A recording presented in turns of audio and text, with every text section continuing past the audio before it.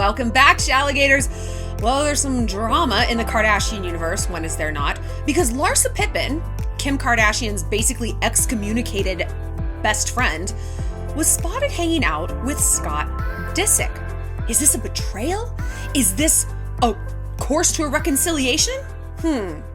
There's a lot to unpack here, because not only were they hanging out, and could that be seen as like Scott sort of betraying the clan, hanging out with someone who they essentially kicked out of their orbit.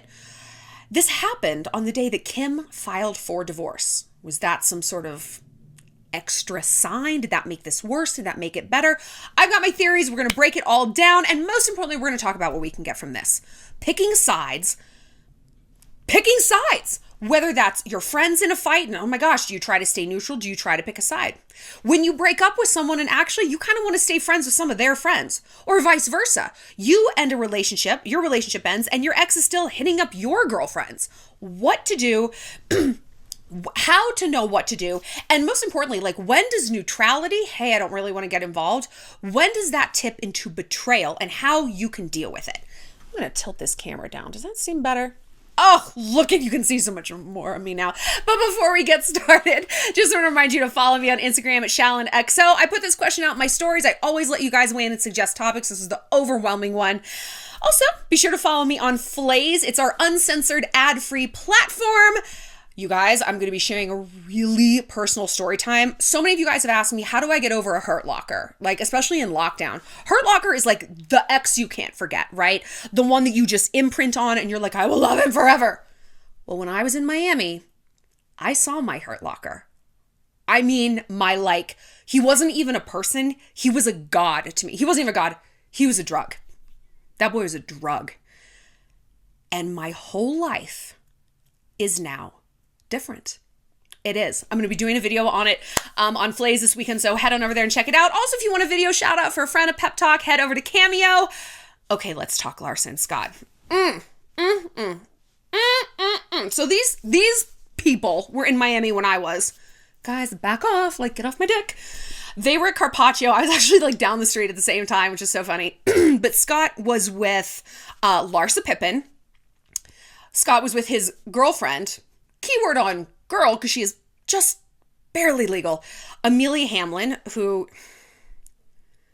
fragile, soon to be traumatized Amelia. So this is my theory about them. I think that Scott purposely dates women he actually can't fully fall in love with because he really wants to be with Courtney. Like, he's having these relationships because he doesn't want to be alone. He like can't be alone. When has that dude been single for more than, like, I don't know, a few months at the absolute outside?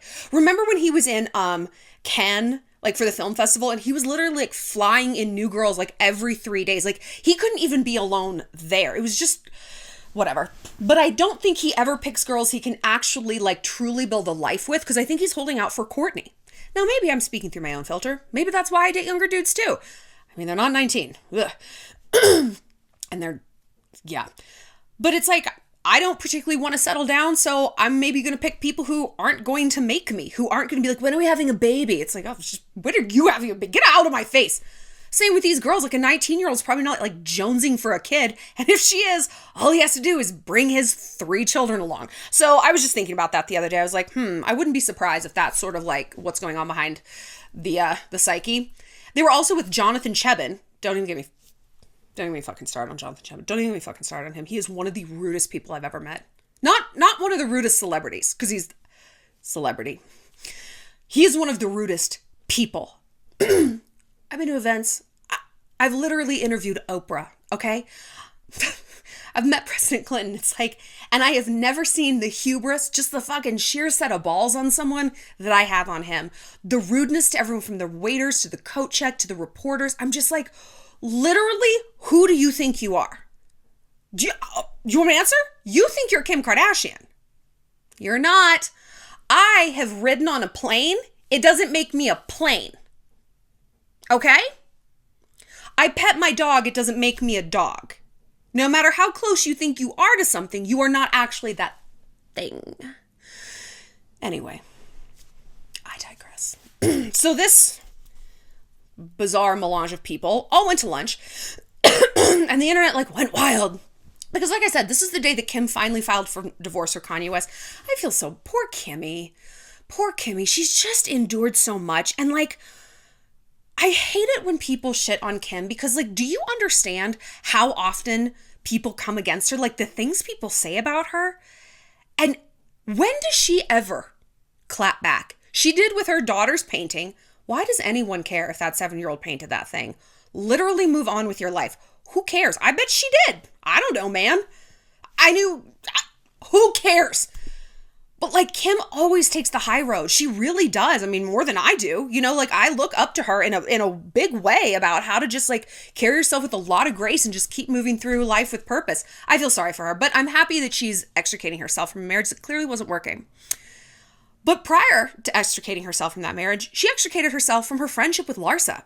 Now, Larsa, a few months ago, went on some podcast and just blabbed, sang like a bird about Kanye. And she's like, Kanye has essentially brainwashed that family. They do whatever he says. And it's just crazy. And I was like, long story short, is like she was not talking shit about him, but like helping Kim to maybe sort of like stand up for herself. She was not going along with the Kanye agenda and she got herself kicked out. Now look, we did a video on that. We have all been in that Larsa situation when we've seen a friend dating a toxic man and we're like, what are you doing, Alexis? What are you doing? Right? And who do they come after? Us. That's why so many of us, we do that once or twice, we get bit and we're like, you know what? Fine. Fucking fine, you two. And then you know what happens? Eventually they break up. Eventually they see what we've seen the whole time and they can come like slithering back. I'm sorry. And then you just have this mess of hurt feelings and water under the bridge and stuff where the Larsa person is like, you know what? You raked me across the coals for literally just telling the truth and trying to help you. Like that was coming from a place of love and respect for you. And now you just want me back in your life? Get fucked. But then you have the person in the Kim situation who's like, I was brainwashed by this toxic person. And I'm sorry. No one is more hurt by the situation than me, who's wasted X number of weeks, months, years, whatever. I just want my friend back. It's a difficult situation. And that kind of brings me to the point, like, sort of like because I was thinking about this a lot before I filmed it. And I'm like, what? This used to be so simple, picking sides, right?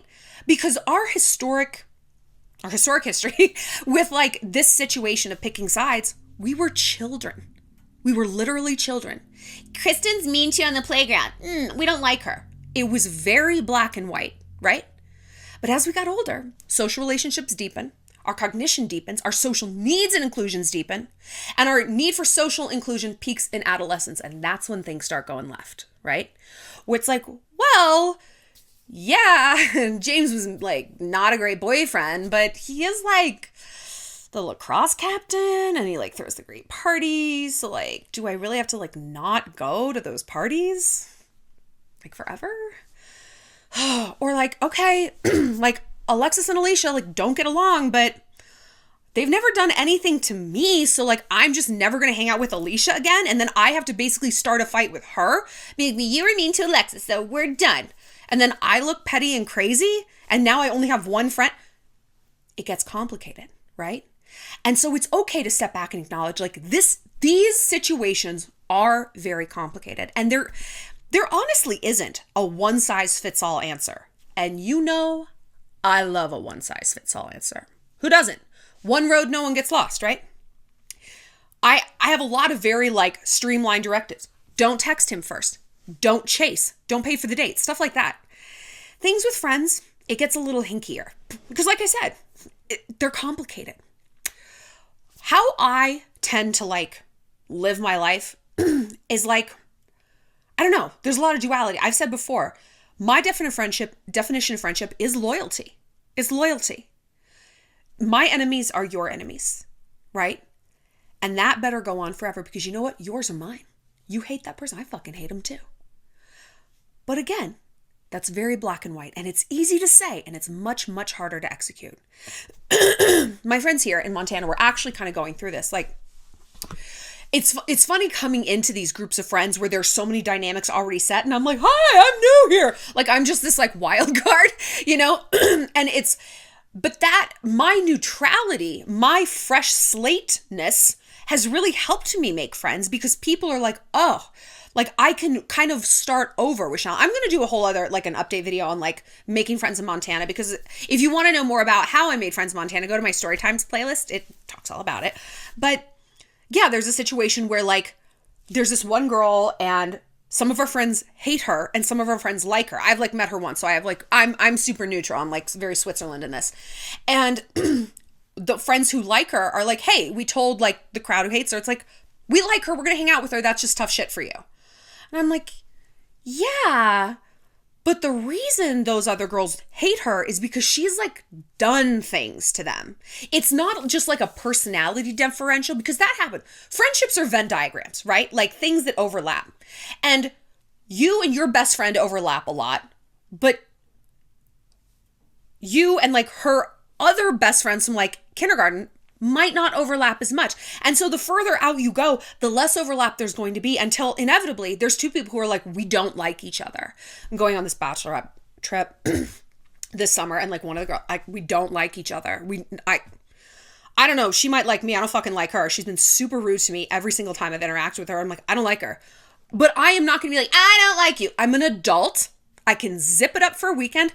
Who cares? She's not going to be like my sister, wife, whatever. But back to the example of my Montana friends here. I said to the group that likes the chick, I'm like, yeah, but she's like, she has done actual things. It's not that lack of personality mesh. It's, for lack of a better word, attacks. And so she's not just someone they don't like. She is, to this group, an enemy. And that's a big difference, right?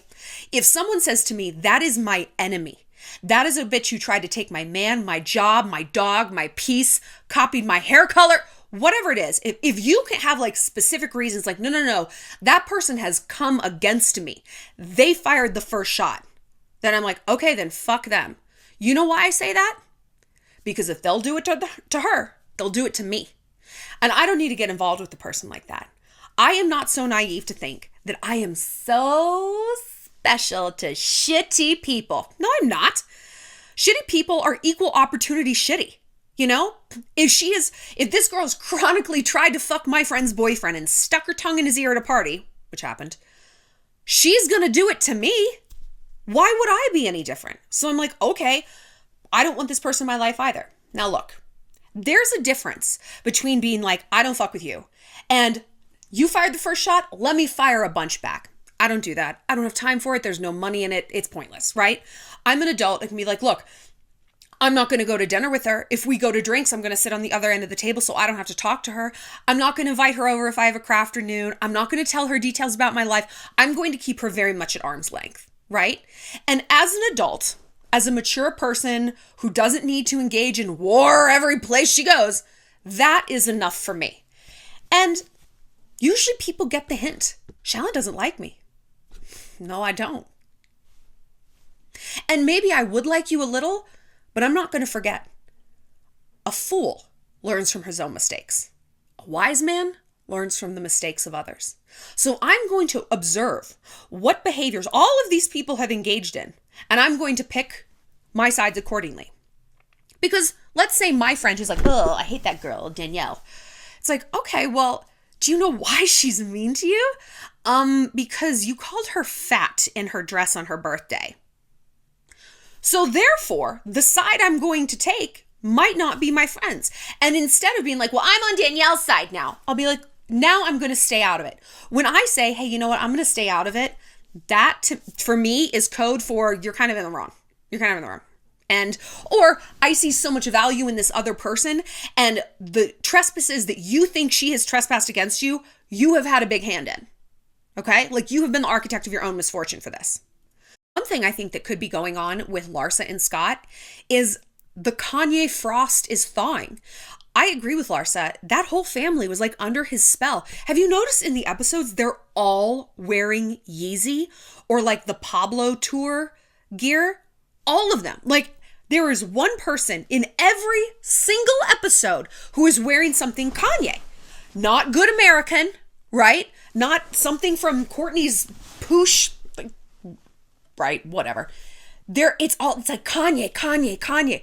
He's not even on the show. He won't even deign to be on the show. And they're still like repping and rocking and riding for him. They're not wearing talentless. So I think Larsa's got more than a leg to stand on. And now that Kim has like woken up and been like, I am done with this, maybe that is the shift that's happening. Hey girl, how are you? I'm sure that she knew that Scott was going to go see her. Maybe she's like, ask, see how she's doing. It's that maybe crawl back to each other. Obviously, Larsa was going to ask Scott, like, well, how is Kim? Blah, blah, blah. If you didn't care, you wouldn't still hang out, right? Because the question of, well, is this a betrayal for Scott to do this is again complicated. Because it depends on if it was simply these two no longer meshed, or if Kim felt attacked for whatever reason by Larsa. If there were specific events that have not been ironed out, maybe. But is that fair? Is it fair to say that someone is betraying you by hanging out with someone you don't fuck with anymore? It's tricky. It's really tricky. And to go to your friend and say, look, I don't want you hanging out with Alexis anymore. Not a lot of people are going to take that well, right? They're not. I have said that to people and they looked me right in the face. And they're like, you don't really have the right to say where I go. And I was like, but they were not wrong. They were not wrong. I was like, okay. So because we cannot dictate who other people see, who they like, who they click with. I mean, we really can't, you guys. And I'm all about loyalty. I'm all about revenge. But I'm not saying that we don't have a righteous plane to stand on to say these things. I'm saying that it doesn't work, which is annoying. It's annoying. We should be able to be like, I hereby declare you a heretic, a friendship heretic. You're in violation of the friendship commandments. You can't see Larsa, right? But most adults are going to be like, don't tell me who I can and can't see, okay? So here is the shift, the appropriate shift. Look, if you want to hang out with Larsa, you're an adult. You can do whatever you want. Or maybe even if you're not an adult, you're your own autonomous person. I'm never going to tell you who you can and can't see. I just ask that you don't bring me up. If she tries to bring me up, keep it simple. Kim's great and keep it moving, okay? Or if you do want to hang out with her and you guys want to go out, please give me the heads up. I don't want to walk into a bar and she's there. I don't want to meet up for happy hour drinks and she's sitting at the table, okay? You guys can hang out with her if you want. I don't fuck with her and I'm just going to remove myself from these situations if she's going to be there. I've said that many times about people to like my group of friends. Oh God, there's this one girl. Oh, one of my best friends. I can't stand her. And I've said to her, I was like, look, I'm glad that you guys have your friendship and I understand that you have your Venn diagrams overlap in a way that hers and they don't. And that's fine, but I choose not to be where she is, and I'm not going to make you like choose between us. People don't like ultimatums. They don't like that. And they're going to backfire. Even if you have a righteous reason to say this, again, it's not going to work. And if it's not going to work, why are we doing it? If it's going to make things worse, not better, what's the point? So the workaround is like, I'm just not going to be there. Okay? And people might call you petty and they might call you immature and a baby. But look, it's all about how you convey this message. Well, if you guys are going to drinks, then I'm not going. No, I'm not going to go. You are going to sound petty and crazy and immature. But if you phrase it, it's like, hey, this isn't an ultimatum, but these are just my boundaries. I'm protecting my peace. Being around her doesn't make me feel peaceful. And I'm sure it doesn't make her feel peaceful. And you are caught in the middle. So that's got to suck for you. So I'm just going to try to nip this in the bud. Call me when she leaves and I'll come over. You guys go have fun. We'll catch up for brunch next week. Suddenly, you're not the petty one who can't be in the same room. You're not like two beta fish. You're the mature one being like, you know what? I have my peace. I have my essentialism. I have my boundaries. And that's okay if they're not yours. And I have my self-contained unit. And that's okay if yours is different. But that is what it is. Who can argue with that? Who could say that you're petty for doing that? If someone does, again, what do we say about boundaries? They hate your boundaries because they don't want you to have any. They don't want to have 2 different brunches in 2 different weeks. They want everyone to be there and just suck it up and be here for me. Well, that's not always how it goes. Sometimes our hearts and our mind simply are not there. But what if this is a situation with exes? Because boy, oh boy, does this happen. When we date someone for any period of time, we get close with their friends, with their family. And that can be the hardest part of breaking up. Like I always remember like in New York and I'd break up with dudes, like I miss their friends, you know, like I missed going out and like watching hockey and stuff like that. That was the hard part. And I'll tell you a story. When I broke up with a dude here in Montana, not Vince, part of the reason we stopped seeing each other is because we were never really alone. He brought his friends everywhere. And I was like, are we in like a plural relationship? Are these your like brother husbands? Like what's going on? Like, can we just maybe go out by ourselves a little more often? So I ended up bonding with his friends because we were spending the same amount of time together as I was with him. And when things went bust with us, I kept his friends. We had like this huge blow up. And the next day I invited his friend over to cook dinner with me and my friend Kelly. And he was like super mad about it. I was like, sorry, like I'm not throwing the baby out with the bathwater. I'm not staying friends with these guys to like get to you. I could get to you. If I wanted to, I could still just be engaged in this. I'm like, but first of all, dude, like you're the one who brought them everywhere. There's a reason guys take girls out alone. It's so they don't have like other guys like shit. It's kind of like dating 101. It's like man 101, but okay. And so I've stayed in touch with the friends. Like there's some of my good guy friends. They're awesome. And some people are like, you need to like not talk to them. And I'm like, why? Why? I'm sorry if the guy I dated is so pissed about it. That sounds like a you problem. It's not my problem. It's not a problem with the friends. Like I'm not like making moves on them. They're not making moves on me. We're friends. Look though. I do understand he probably views that as a betrayal. I do get that. I get that. I just don't care. I just don't care. He was always trying to fuck my friends. I'm not trying to fuck his. So, but for me, I'm like, well, this works for me. And if he doesn't like it, sounds like a personal issue. However, let's play devil's advocate, Shallon. When we see a guy do this to us, like, because my friend's like, well, would you like it if he still talked to us? I was like, I would break all of your jaws. I would lose my mind. Why? Because I'm a romantic hypocrite. Aren't we all? Like, aren't we all? I think it's more appropriate for a girl to stay friends with the guys and the guys to stay friends with the girls. I don't know. Maybe, is that wrong? Do you guys stay friends with your ex's pals? I think that it's like, if you live in a small town or if you dated someone for a long time and your groups are really enmeshed, it's natural that you're gonna like run into people. It's like, man, do I have to have like 3 more enemies in town now? Or like, can I really not like text these dudes if like, oh, where'd you buy your new AR? Like, I want one too. Like, really?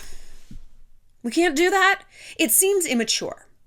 But then again, that my neutrality about the situation is born of my neutrality towards the dude I dated. That's the big difference. I would not stay friends with a guy whose heart I broke, like with their friends, right? I wouldn't do that. I think that's cruel. I think it messes with their mind. So if you know that this guy is like sad about you, as much as it sucks, you got to give the friends up too. Now let's talk about one question you guys asked. When does neutrality, hey, I don't really want to get involved. When does that tip into betrayal?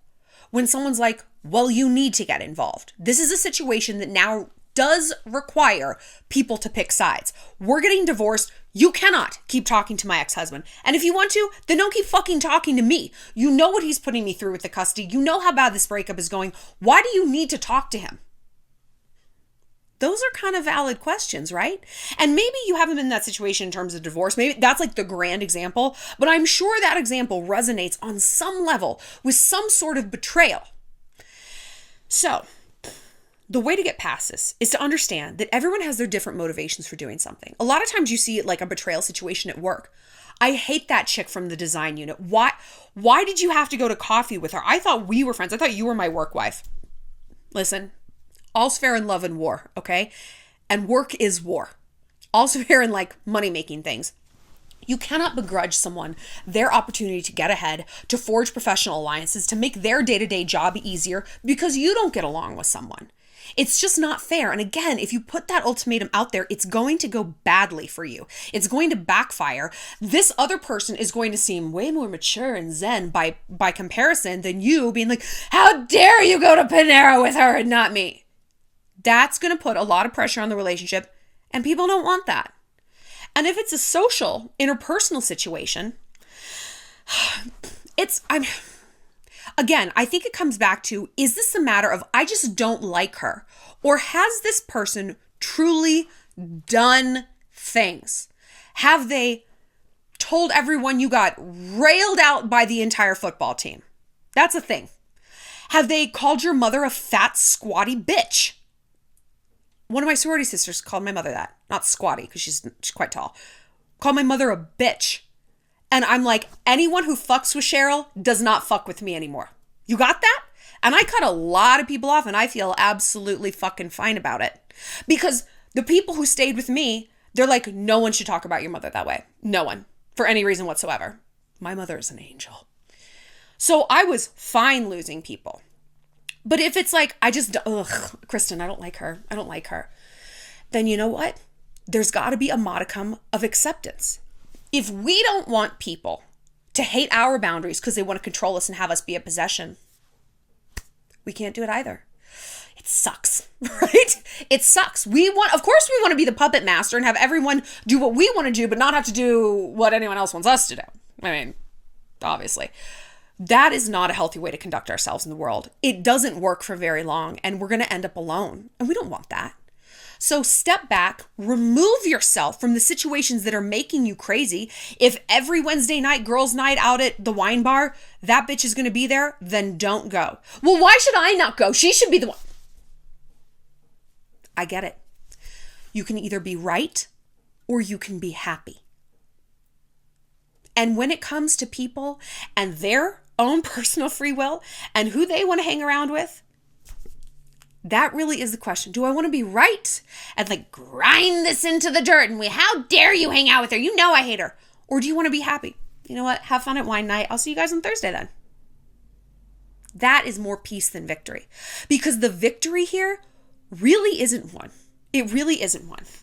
We cannot be parole officers for our friends or for our boyfriends or for our family. People are going to do what they want. And it's annoying half the time. It's annoying. And even if what they're doing is not okay, it's their right. And if we don't want people infringing on our rights, how dare you hang out with her? Alana, leave me the fuck alone. We can't do it to other people. So sit down and make your list of loyalty deal breakers. Hey, this person, I don't want any of you talking to her. None of you. And if James and I break up, I want you guys to unfollow him, block him, whatever. That's what I want. And then people might be like, well, no, I kind of want to talk to her. And then you can be like, okay, then you can start some sort of mature negotiation, right? Because it can be a negotiation. It doesn't have to be, well, then you're done and he's done. It can be like, all right, well, how much in her life are you really going to be? And what is that going to translate to? And how can I avoid this? How can you cultivate that victory through the channels of peace? I want to know what you guys have to say about these people and betrayal. We're going to be back with a video on Rihanna tomorrow. Mwah!